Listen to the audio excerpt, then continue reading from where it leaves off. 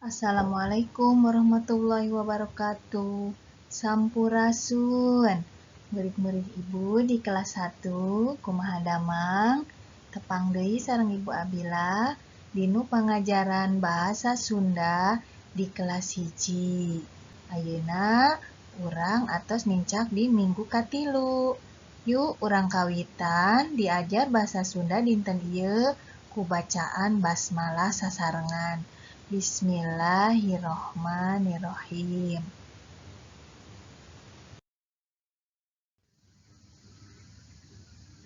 Murid-murid sadayana masih dinu pangajaran 5 dina materi mikawanoh kecap dua engang atau mengetahui dua suku kata. Yang seperti apakah dua suku kata itu atau kecap dua engang?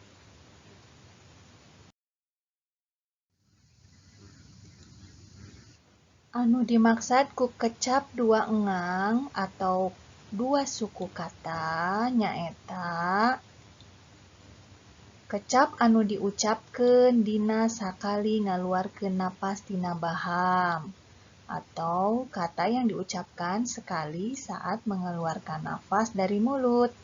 Contohnya ba, ta, pa, sar, ka, ta. Seperti itu ya.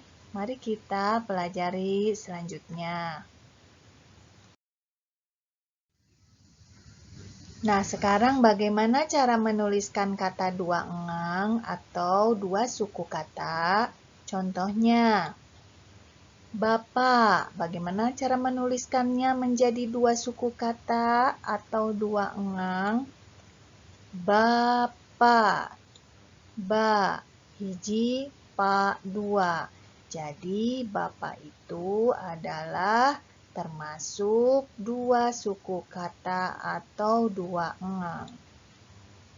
Nu kaduana, pasar. Janten pasar. Pa hiji sar dua. Janten pasar nyaeta mangrupi dua suku kata atanapi dua engang. Kumaha murid-murid sadayana tos ngartos, sudah mengerti semuanya? Kalau sudah mengerti, silahkan dicari lagi dua suku kata lainnya yang ada di halaman 48 dan 49. Mangga ku hideuk pilari seratkeun deui kecap dua engangna.